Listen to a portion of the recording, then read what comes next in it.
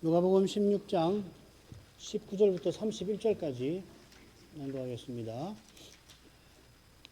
한 부자가 있어 자색 옷과 고운 베옷을 입고 날마다 화로히 연락하는데 나사로라 이름 한 거지가 헌대를 앓으며 그 부자의 대문에 누워 부자의 상에서 떨어지는 것으로 배 불리려 하며 심지어 개들이 와서 그 헌대를 핥더라. 이에 그 거지가 죽어 천사들에게 받들려 아브라함의 품에 들어가고 부자도 죽어 장사되매 저가 음부에서 고통 중에 눈을 들어 멀리 아브라함과 그의 품에 있는 나사로를 보고 불러가로되 아버지 아브라함이여 나를 긍휼히 여기사 나사로를 보내어 그 손가락 끝에 물을 찍어 내 혀를 서늘하게 하소서. 내가 이 불꽃 가운데에서 고민하나이다. 아브라함이 가로되 예 너는 살았을 때 내 좋은 것을 받았고 나사로는 고난을 받았으니 이것을 기억하라. 이제 저는 여기서 위로를 받고 너는 고민을 받느니라. 이뿐 아니라 너희와 우리 사이에 큰 구렁이 끼어 있어 여기서 너희에게 건너가고자 하되 할 수 없고 거기서 우리에게 건너올 수도 없게 하였느니라. 그런데 그러면 구하노니 아버지여 나사로를 내 아버지의 집에 보내소서. 내 형제 다섯이 있으니 저희에게 증거하게 하여 저희로 이 고통받는 곳에 오지 않게 하소서. 아브라함이 가로되 저희에게 모세와 선자들이 있으니 그들에게 들을지니라. 가로되 그렇지 아니하니이다. 아버지 아브라함이여 만일 죽은 자에게서 저희에게 가는 자가 있으면 회개하리이다. 가로되 모세와 선자들에게 듣지 아니하면 비록 죽은 자 가운데서 살아나는 자가 있을지라도 권함을 받지 아니하리라 하였다 하시니라.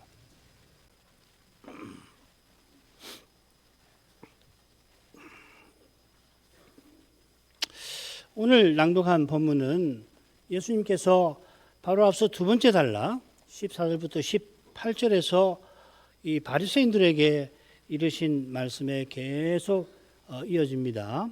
15절 보면은 예수께서 이르시되 하고서 그 다음에 너희는 이 바리새인들에게 너희는 하고서 쭉 이제 인용구가 따옴표를 거기 붙여가지고 말씀하신 내용이 쭉 있고 아마 여러분 갖고 계신 성경 중에 예수님 말씀을 붉은 글씨로 쓴 데를 보면 금방 확인이 되시죠. 그리고서 그 붉은 글씨가 어디에서 끝나냐면은 31절 거기 보면은 끝에 하였다까지가 주님의 말씀이고 그 다음에 검은 글씨로 하시니라 이렇게 되어 있죠. 뭐 색이 없으면은 하였다까지가 예수님의 말씀으로 쭉 기록되어 있다는 것을 따옴표를 붙이면 거기서 끝내야 합니다. 그리고 하시니라. 요컨대 이 나사로와 부자의 비유는 누구보다 바리새인들에게 베푸신 거라 하는 겁니다.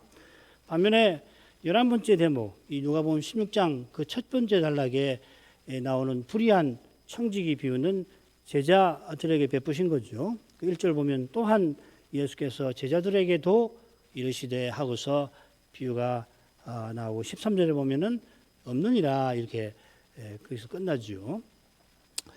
이 11번째 대목 16장 처음 단락과 세 번째 단락에 각각 비유가 나오는데 두 비유는 똑같이 부자가 등장합니다. 한 부자, 어떤 부자, 뭐 똑같아요. 한 부자나 어떤 부자나 뭐 어무들은 똑같습니다. 한 부유한 사람이 있어 이렇게 되어 있습니다. 그러니까 이 한 부자, 부유한 사람은 필시 이 바리새인을 겨냥해서 등장시킨 인물이라는 걸 짐작할 수 있겠습니다. 스스로 어렵다 하는 이 바리새인들, 그래 돈을 좋아하는 바리새인들에게 이 비유를 통해서 교훈하시는 바가 무언가 우리는 살펴야겠는데 줄거리를 5수로 나눠보겠습니다. 19절부터 22절까지는 이 땅에서 연락하는 부자와 빌어먹는 이 나사로가 그러나 죽은 후에는 처지가 바뀐다는 거죠. 그리고 23, 24절에는 이 부자가 음부에서 자기 고통을 들려고 아브라함에게 나사로를 보내달라고 부탁하는 내용입니다. 그러자 세 번째 아브라함이 거절하면서 왜 안 되는지를 이 두 가지로 언급을 25절과 26절에 나오죠. 그죠? 그리고 27절부터 29절부터는 이 부자가 또 부탁을 하는데 이번에는 자기 이 형제들이 5형제가 이곳에 오지 않도록 나사로를 보내달라. 죽은 자 가운데서 다시 사는 자로 이제 보내달라는 거죠. 그래 그게 이제 29절 가지고요.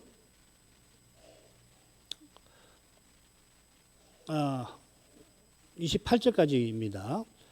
그래서 이제 29절부터 31절에 모세가 선지자를 듣지 않으면은 죽은 자 가운데서 다시 살아난 자가 가서 말해도 권한받지 않을 거다. 그렇게 되겠습니다. 28절, 29절부터 31절 이렇게 되겠습니다. 이 첫째와 셋째 그리고 다섯째 부분을 보시면은 두 종류의 사람이 대조되고 있지요.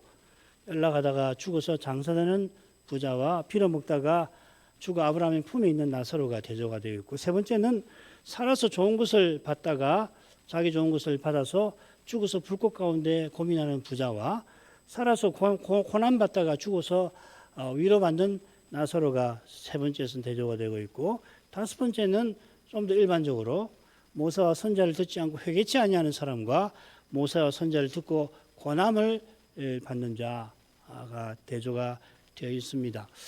이 대조는 첫 번째 단락에서 불의한 청지기 비유를 베풀어 주시고 이어 말씀하신 교훈과 비슷하지요. 그 19절부터 13절 그 부분인데, 지금 여기서 불의한 재물로 친구를 사귀는 자는 영원한 처소에 영접받고, 여기서 작은 것에 충성한 사람은 장차 큰 것에 충성할 건데, 이 사람은 하나님을 사랑하고 재물을 미워합니다. 지금 여기서 재물을 중히 여겨서 하나님처럼 섬기고 하나님을 경히 여기는 사람은 부자지요. 그죠? 불의한 재물에 충성치 아니한 사람이고 장차 그에게는 참된 것을 맡기시지 않습니다.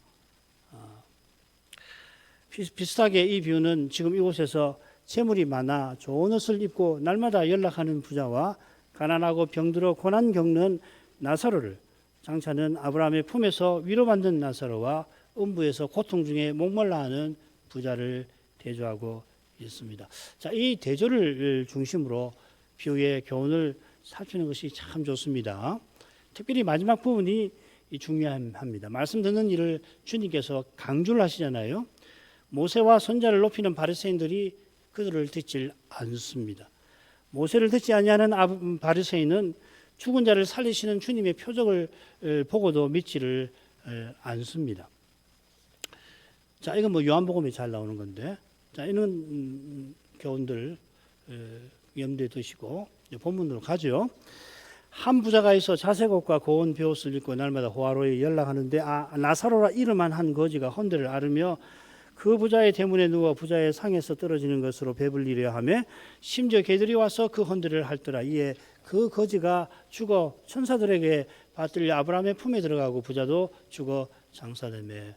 서로 이 부자와 나사로의 대조적인 삶을 주님은 아름다운 줄거리로 제시를 하십니다. 19절을 보면 지금 이곳에서 부자의 삶, 그 다음에 20절, 21절은 이곳에서 이 나사로의 삶, 그리고 22절 상반절은 이 죽은 후에 나사로의 형편, 처지, 그리고 22절 하반절은 부자도 죽어서 장사되었다. 죽음 위에 처지는 언급도 하지 않고 장사되니라 짤막하게 말씀하십니다.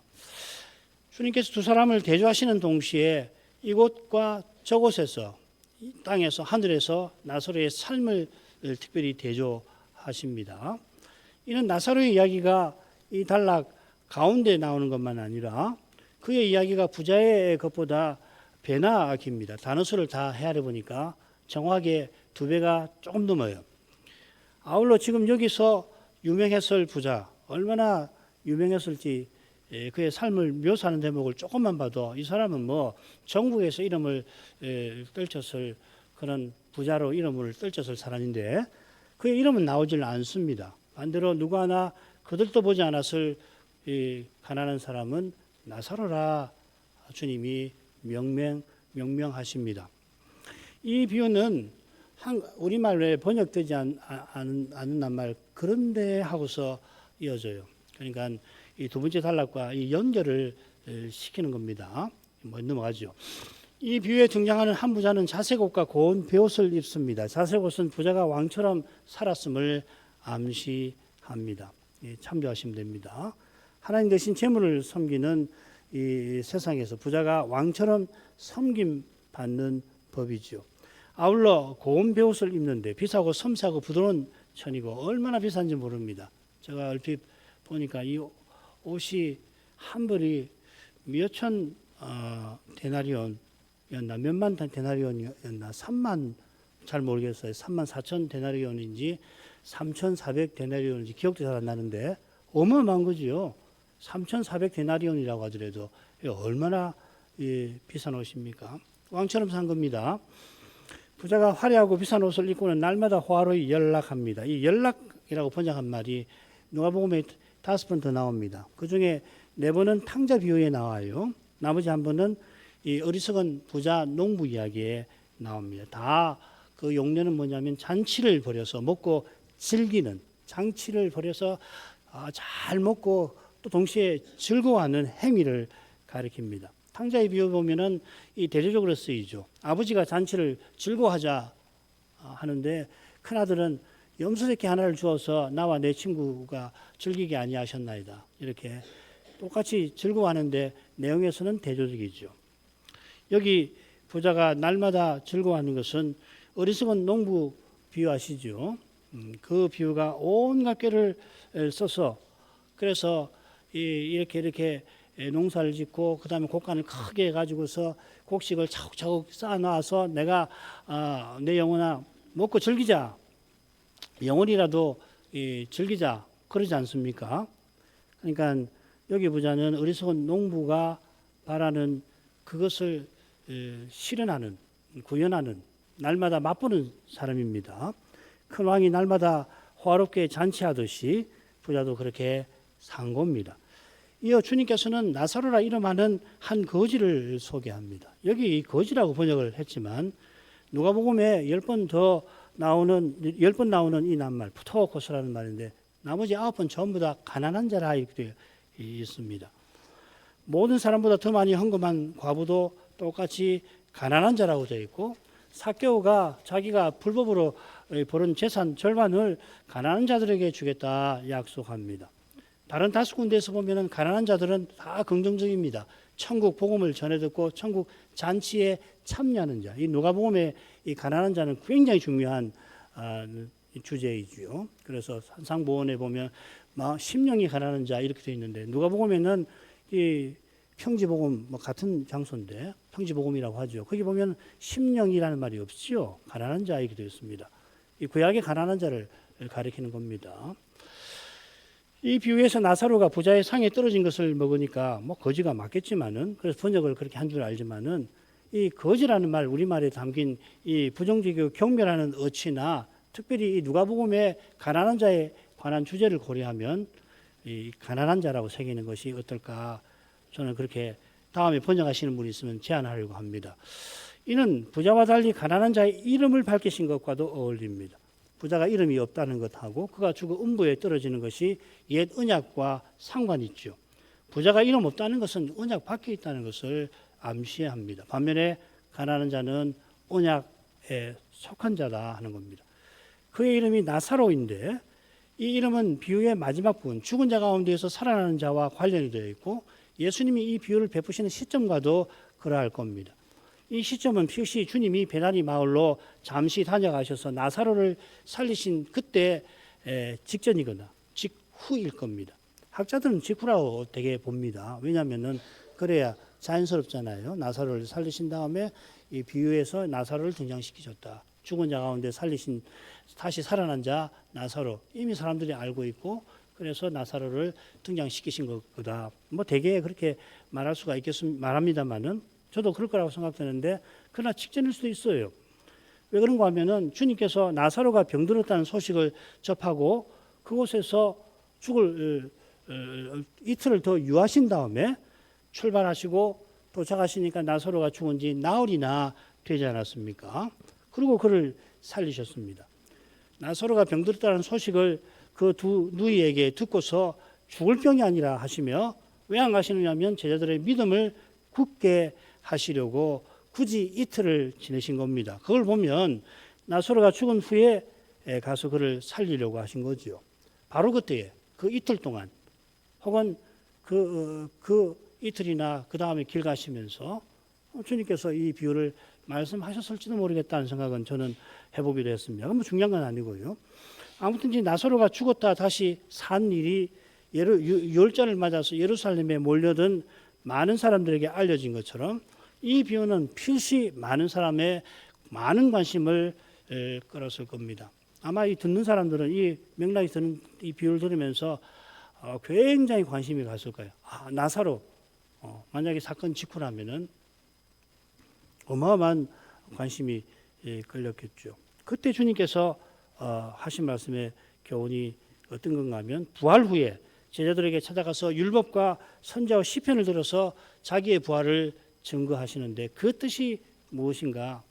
제자들은 오순절 이후에 잘 깨달았을 텐데 특별히 이 비유의 마지막 부분을 기억하고서 이 말씀이구나 하는 걸 깊이 깨닫게 되었을 겁니다.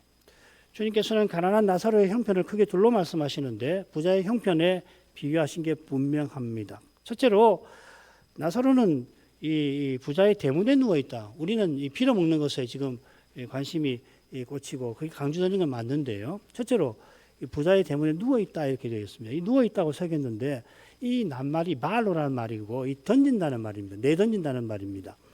그래 뭐 여러 가지 그 인용을 했는데요. 특별히 주목을 할 만한 게 뭐냐면 이 11번째 대목과 짝을 이루는 데가 5번째 대목이에요. 그 5번째 대목에 아주 중요한 말이 나옵니다. 아궁이에 던져지는 들풀. 오늘 있다가 아궁이에 던져지는 들풀도 하나님이 오늘 이렇게 아름답게 입히신다 하셨죠. 서로 짝을 이루는 대목에 아주 인상적인 말이 나옵니다. 요컨대 비유의 나사로는 마치 아궁이에 던져지는 들풀처럼 부자의 대문에 내동댕이 쳐져 있습니다. 그냥 누워 있는 게 아닙니다.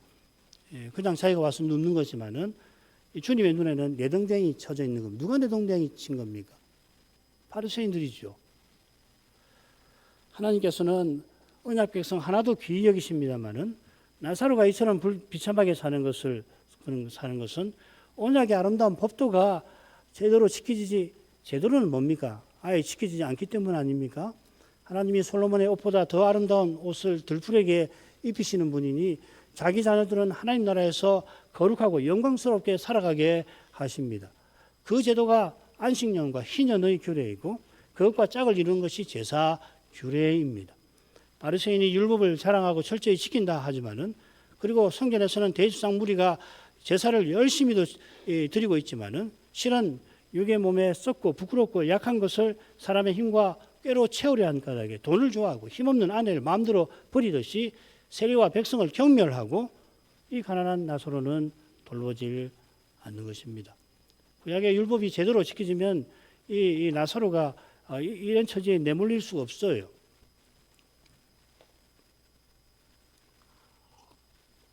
나사로가 대문에 내동댕이 쳐졌는데 헌대를 앓고 있고 개들이 와서 그 헌대를 핥습니다. 이 앞뒤로 나오죠, 그죠?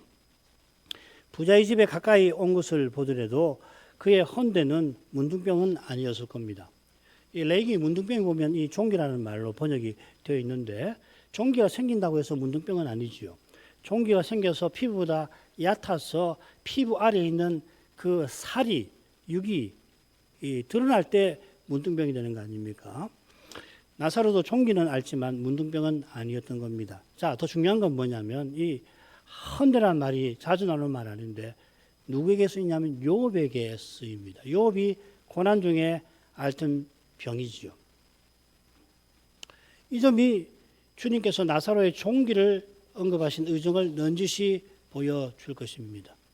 이 고난받았다는 건데요. 이 비유에서 중요한 게 뭐냐면 나사로가 아브라함의 품에 가면서 이 고난을 받았다고 했는데 도대체 그의 삶에서 고난받은 것을 어떻게 할 수 있느냐 이게 이제 중요하다 이 말이죠. 그런데 여기 이제 헌데라는 표현이 암시라고 볼 수 있습니다. 나사로가 욥처럼 고난받은 것을 암시하시는 것 같습니다. 개들이 와서 헌데를 하살다는 것은 두 가지 해석이 있습니다. 나사로가 개들에게도 시달린다 하는 것일 수 있고, 개들만이 이 나사로의 처지에 관심을 보이는, 개들이 와서 잘 알잖아요. 그래서 두 가지 의미가 있는데, 시달릴 때도 있고, 근데 시달린다, 괴롭히는 게 아니라 개가 와서 물어 죽이려고 한다면 그러지는 할 거 그만두지 않잖아요. 그러니까 이 나사로의 처지에 관심을 보이는 걸 거다. 하여튼 어떻게 보든 간에 언약의 나라에서 나사로의 비참한 처지는 근본적으로 달라지지 않습니다. 심지어 개들이 와서 헌데를 앓는 사실이 앞뒤로 나오고, 가운데 나사로가 부자의 상에서 떨어지는 것을 배불리를 하는 모습이 언급이 되어 있습니다. 배불리를 한다 하는 표현이 탕자의 비유에 나왔습니다. 둘째 아들이 이 쥐엄 열매로 배를 채우고자 했다 이렇게 되어 있죠. 이 배부르다라는 우리말에는 긍정적인 뜻이 많으니까 제가 찾아보니까 그 뜻이 많은 것 같아요. 그러니까 배를 채우려 하다 이렇게 새기는 것이 좋을 것 같아요. 배불리는 게 문제 아니라 그 허기가 극심하니까 상에서 뭐가 떨어져도 그 먹을 수 있는지 없는지 가릴 틈도 없이 떨어지는 것을 입에 넣고서 배를 채우려고 했겠지요. 수개월 전에 이 말씀하시기 수개월 전에 수로보니게 여인이 개들도 주인의 상에서 떨어지는 것을 먹지 않습니까? 귀신 들린 내 딸 살려주십시오. 고쳐주십시오. 간청한 일이 있습니다. 나사로가 부자의 상에서 떨어지는 것으로 배 채우려고 하는 것은 개들이 나사로의 헌데를 핥는 것과 더불어서 그가 사실상 언약의 나라에 있지만 있으나마나한 존재로 무시당하고 있다는 것을 주님은 이처럼 생생하게 보여주십니다. 이에 곧 이렇게 번역할 수 있습니다. 곧 처지가 완전히 바뀝니다. 그 가난한 자가 죽어 천사들에게 받들려 아브라함의 품에 들어갑니다. 천사들이 죽은 나사로를 이끌어서 받든다고 번역을 했는데 조금 과합니다. 그래서 마치 천사들이 밑에서 바치는 것처럼 그거보다는 이끌다라는 말입니다. 이끌어서 아브라함의 품에 이르게 합니다. 아브라함의 품에 들어간다. 이 아브라함이 언약 백성의 역사를 시작한 사람이니까 그와 친밀한 관계에 들어간다는 뜻이겠지요. 아울러서 이 품이라고 하는 말을 쓴 것은 아브라함과 함께 하나님 나라의 잔치에 이 나사로가 참여하는 것을 가리키는 것 같아요. 그가 배 채우려고 한다는 것과 짝이 되는 거죠. 왜 그런가 하면 마태복음 8장 11절에 보면 동서로부터 많은 사람이 이르러 아브라함과 이삭과 야곱과 함께 천국에 앉으려니와, 이 앉는다는 말이 뭐냐면 식사한다는 말이죠. 이게 식사할 때 몸을 비스듬히 눕힌다는 그 말이거든요. 식사한다는 말과 같은 겁니다. 그리고 10절 만찬에 이 품이라는 말 나오죠. 요한이 주님의 품에 누웠죠. 그러니까 주님 옆에서 식사했다는 이야기죠. 이런 점에서 23절에 아브라함의 품들이라고 표현한 것에 주목할 만합니다. 22절에서는 단수를 썼고요. 23절에는 아브라함과 그의 품에는 여기는 복수를 썼습니다. 의도적이죠, 그죠? 품이라고 하는 건 여기가 품 아니에요. 품이 하나지 사람 품이 여러 개가 있을 수는 없는 거 아니에요. 품이 한다 할 때 이 팔과 가슴 여기를 품이라고 하는데 23절에서는 품들이라고 했다고요. 이게 상징적이죠, 그죠?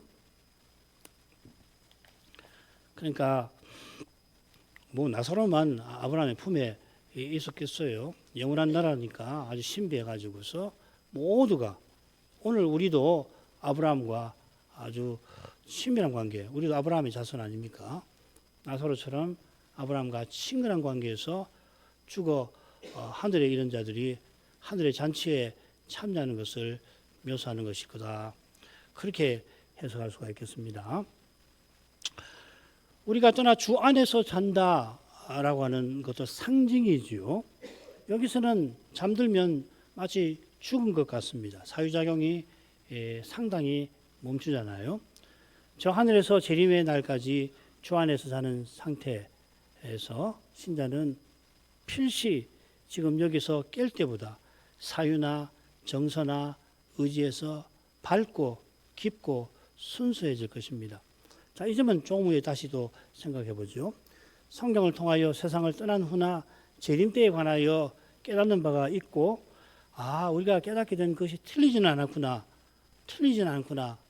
확인하는 동시에, 그때 깨달은 것은 정말 너무도 제한적이고 부족했구나. 그때 아름다웠고 거룩한 세계를 경험하게 되겠죠. 나사로의 아름다웠고 즐거운 죽음과 달리 부자는 똑같이 죽어 그저 장사된다. 낱말 하나를 딱 쓰셨습니다. 부자의 장례식이 어땠겠습니까? 필시 화려하고 길고 떠들썩했을 겁니다. 아마 온 나라가 떠들썩할 만큼 그의 장례식이 화려하게 또 길게 치루어졌겠습니다마는 주님께서는 한마디로 잘라 장사되었다, 묻혔다 이렇게 되었습니다. 이 낱말이 누가복음에 두 번 더 나오는데 죽은 자들로 자기의 죽은 자들을 장사하라. 매우 부정적이죠, 그렇죠? 부자가 화려한 옷을 입고 화려하게 잔치하고 즐거워하며 살았지만 주의 앞에 살았으나 죽은 자였고 죽음을 살다가 마침내 죽음에 떨어진 겁니다. 나사로도 죽었지만 주의 앞에 산 자로 죽음의 고난을 겪다가 영원한 즐거움에 나아갔습니다. 두 번째 부분으로 하죠. 저가 음부에서 고통 중에 눈을 들어 멀리 아브라함과 그의 품에 있는 나사로를 보고 불러 가로되 아버지 아브라함이여 나를 긍휼히 여기사 나사로를 보내어 그 손가락에 끝에 물을 찍어 내 혀를 서늘하게 하소서. 내가 이곳에 이 불꽃 가운데서 고민하나이다.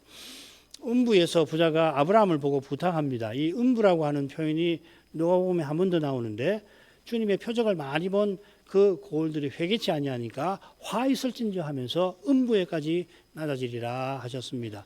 부자도 회개치 아니하고 지옥에 떨어졌습니다. 고통이나 불꽃 또 역시 이 음부가 지옥임을 보여줍니다. 음부에서 부자는 고통 중에 있다고 주님께서 말씀하시면서 고통 중에 있다 이렇게 표현하셨는데 이 있다라고 하는 표현이 흥미로워요. 이 동사가 누가복음에 15번 나오는데 절반하면 7, 8번 있다는 낱말이 명사가 되면은 소유가 됩니다. 현재 분사를 명사로 만든 거거든요. 우리 중고등학생들은 무슨 말인지 아시겠죠? 이는 부자가 자기 소유로 충성치 못한 결과로 지금 하늘에 죽어서 고통 중에 지옥에 있다. 그걸 암시하는 것 같아요. 그래서 있다는 말 흔히 쓰는 말이 있거든요. 이 헬라어에 용어의 비동사에 해당하는 말이 있는데 굳이 이 소유라고 자주 번역되는 이 표현을 써서 고통 중에 있다 그렇게 말씀하시는 겁니다. 그가 부자였던 것을 그의 소유로 자기 욕심을 채웠던 것을 암시하시는 것 같아요. 나사로가 지옥의 불꽃 가운데 고민하다가 고통하다가 눈을 들어 아브라함과 나사로를 보고서 부탁합니다. 나사로가 아브라함의 품에 있는 것을 본 부자는 나사로를 보내어 그 손가락에 물을 찍어 자기 혀를 서늘하게 해달라고 합니다. 이게 지옥이 지금 살고 있는 지금하고 외견상으로는 하나도 다를 거 없이 묘사가 되어 있다는 그 말씀입니다. 장차 부활 때에는 우리가 신령한 몸을 입습니다만은 그 전에는 우리 영혼이 저 하늘에 들어갑니다. 바울 사도는 신자가 죽은 이후의 상태를 떠나서 그리스도와 함께 있는 것, 또 그리스도 안에서 잠자는 것이라고 표현합니다. 그리스도 안에서 잠자는 것이 무의식 상태가 아니라 쉬는 것이고 쉬면서 기도하는 거라고 하는 것을 우리는 계시록에서 배우게 되는데 그처럼 이 비유에서도 아브라함의 품에 있는 나사로가 아마 잔치에 참여하며 즐거워하는 상태에 있고 위로를 받고 있는 거죠. 자면서 그냥 아무 일도 없이 무의식 상태로 있는 게 아니라 위로를 받고 또 천국의 잔치에 참여하며 있고 반대로 부자는 심한 고통에서 조금이라도 벗어나려고 부탁하는 상태에 있음을 배웁니다. 부자가 아브라함대로 자기를 긍휼히 여겨주기를 바랄 뿐 아니라 자기 형제들이 회개해서 자기처럼 지옥에 떨어지지 않기를 바라는 그런 마음도 품습니다. 자, 이런 말씀들에서 우리는 죽음 이후의 삶에 대해서 틀림없이 알게 되는 것이 있습니다만은 그런데 놀랍게도 우리 신앙 고백서들은 이 비유에서 아주 명백한 교훈들만 언급하고 있다는 것을 우리가 놓쳐서 안 될 것 같아요. 우리가 우리가 채택하고 익숙한 네 복음 요리문답에서 보겠습니다. 첫 번째로 신자가 죽으면은 즉시 영원히 영광에 들어간다. 소위문답 누가복음 16장 22, 23절을 참고구절로 증거구절로 되어 있습니다. 두 번째, 불신자는 죽은 후 영원히 지옥에 들어가 극심한 고통에 떨어진다. 웨스민스터 신앙고백서 대의문답 누가복음 16장 24, 26절 인용됐습니다. 세 번째, 율법과 선지자가 하나님의 말씀이다.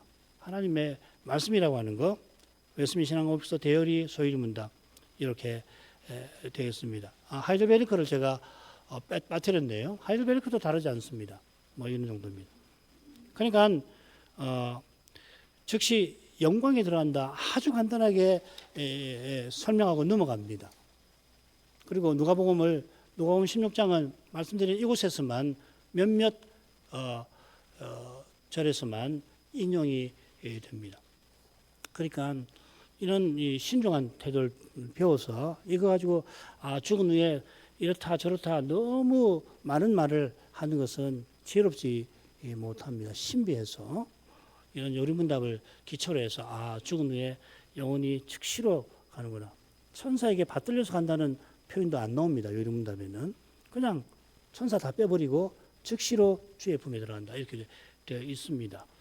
물론 탁월한 신학자의 깊은 통찰을 통해서 이 중간기라고 그럽니다.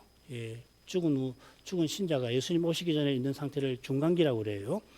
우리가 좀 더 생각을 넓힐 수도 있습니다. 제가 김홍재 목사님 이 책들을 다 조사해 가지고 했으니까 관심 있는 보십시오. 여기 읽어보시면 알지만 김 목사님이 얼마나 이 탁월한 통찰을 갖고 계신지 알지만 매우 신중하다는 것을 동시에 확인하실 수가 있을 겁니다. 자, 그 다음 넘어가죠. 아브라함이 가로되 너는 살았을 때 내 좋은 것을 받았고 나사로는 고난을 받았으니 이것을 기억하라. 이제 저는 여기서 위로를 받고 너는 고민을 받느니라. 이뿐 아니라 너희와 우리 사이에 큰 구렁이 끼어 있어 여기서 우리에게 건너가고자 하되 할 수 없고 거기서 우리에게 건너올 수도 없게 하였느니라. 중간기 상태에 관한 교훈도 중요합니다만 우리 주님께서 이 비유를 통해서 이 맥락에서 또 이 상황에서 베푸시는 예루살렘으로 올라가시는 길에서 특별히 이 문맥에서 뭘 강조하시는지를 우리는 배우려고 힘쓰는 게 좋습니다. 비유 한가운데 아브라함이 부자에게 말하는 데서 핵심 교훈이 드러나고 있습니다. 특별히 25절이 그렇죠. 오늘 뭐 이 정도 25절 일부를 생각하고 아마 마치게 될 겁니다. 이 부분이 첫 번째 청지기 비유 교훈의 내용하고 정확하게 맞닿아 있는 부분이죠. 그렇죠? 그러니까 여기서 우리는 중요한 교훈을 찾는 데 힘쓰는 것이 좋습니다. 그리고 이걸 잘 배우면은 영원한 나라 죽은 후의 상태에 대해서도 안전하게 그리고 확실하게 교훈을 깨달을 수가 있는 거거든요. 자, 부자가 아브라함을 아버지 아브라함이요 부르는 것처럼 아브라함도 부자에게 아버지가 자식을 부르는 거죠. 여기 언약 안에서 인생의 중요한 관계가 있습니다. 하나님께서 나는 아브라함의 하나님이라 하실 만큼 아브라함은 언약에서 중요한 위치를 차지합니다. 그 중요함은 아브라함과 그의 자손으로 말미암아 천하 만민이 복을 얻게 하시는 약속에 있습니다. 그 약속은 그리스도께서 아브라함의 자손으로 오셔서 십자가의 저주를 받으신 일로 이루어진 까닭에 이제 그리스도 믿는 우리도 아브라함의 자손이 되었습니다. 부자는 필시 혈통을 따라 아브라함을 아버지라 부릅니다. 28절도 마찬가지예요. 28절에 보면은 무슨 지옥에 간 사람이 땅에 있는 자기 형제들을 위하는 마음이 있을까?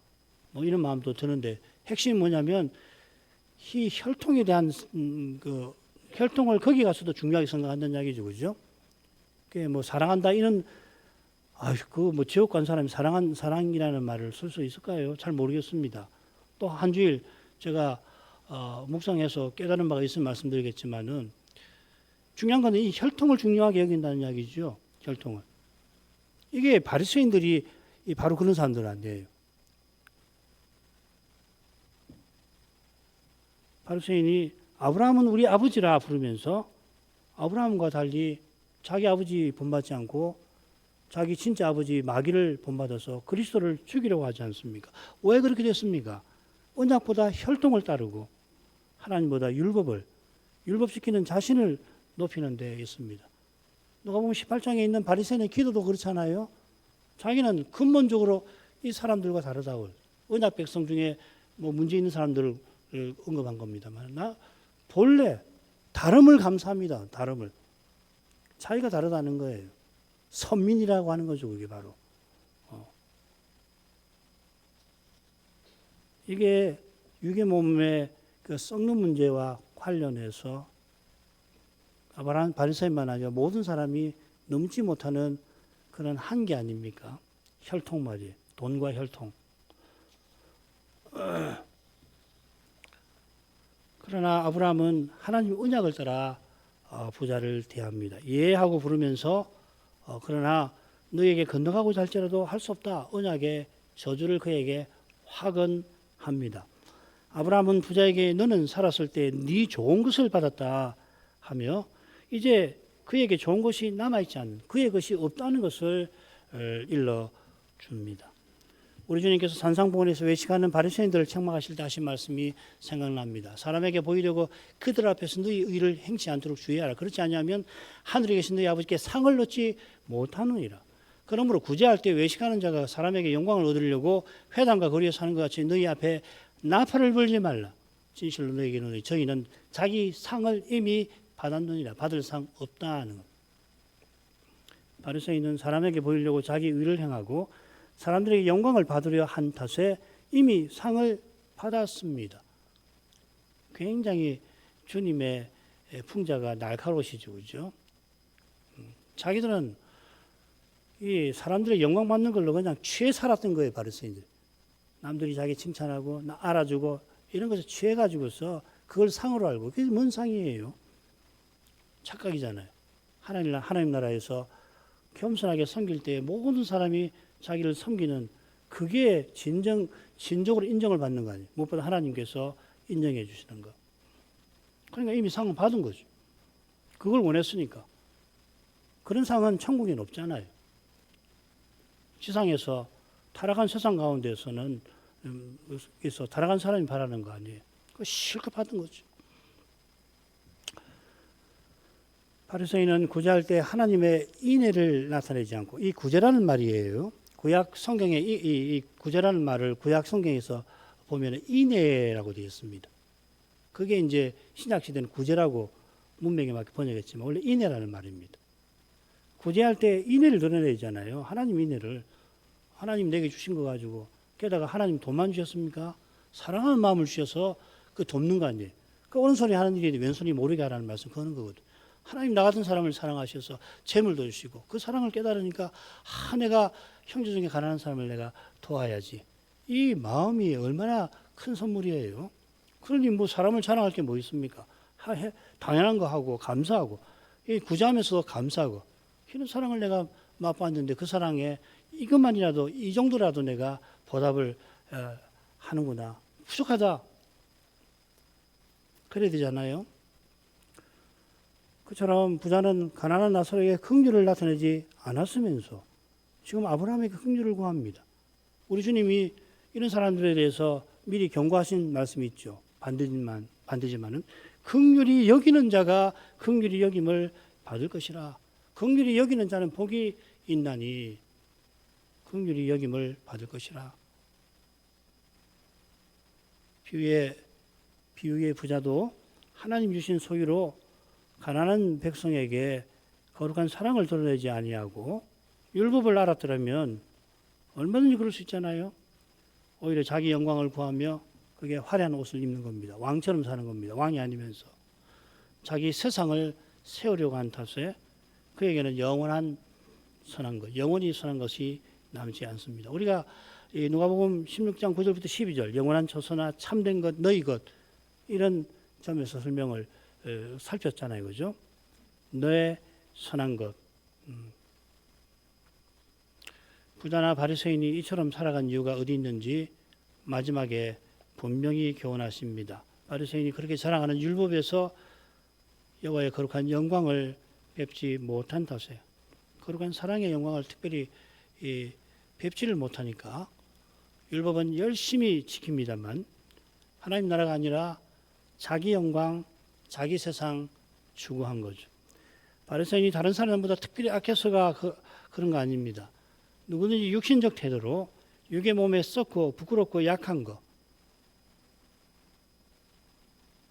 해결하려고 할 때 그게 이제 돈을 사랑하는 거, 인정욕구, 권력 의지, 생존 본능을 해결하고 할 때 불의한 재물과 헛된 거짓 영광과 헛된 권력을 누구든지 추구할 수밖에 없습니다. 이러한 데서 벗어나는 길이 성신 안에서 주의 영광을 뵙는 데서만 열립니다. 예배에서 그리스도의 복음이 선포되는 그 자리에서 특별히 주님의 영광을 보지 않고서는 절대로 사람 변화는 법 없습니다. 천날, 백날, 10년, 100년을 교회를 다녀보십시오. 사람 안 변합니다. 변할 수가 없어요. 차라리 표범이 그 무늬를 바꾸는 것이 더 빠를지도 모르죠. 아들을 아끼지 않냐고 내주신 아버지의 사랑이 그리스도의 복음에서 늘 비치는데 그것을 봐야만 참된 만족을 얻게 돼요.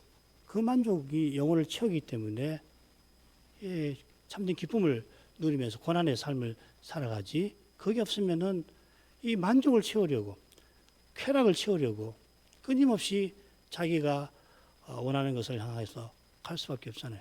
오늘 같으면 엔터테인먼트, 돈, 맛있는 식당, 아름다운 장소, 뭐 관광 가지 말라는 말씀도 아니고 식당 가지 말라는 말씀이 아닙니다. 그렇게 살 수밖에 없어요. 많은 사람이 향하는 그곳으로 내 발걸음은 함께 마치 끌려가듯이 갈 수밖에 없는 것입니다. 자, 이만큼 하죠.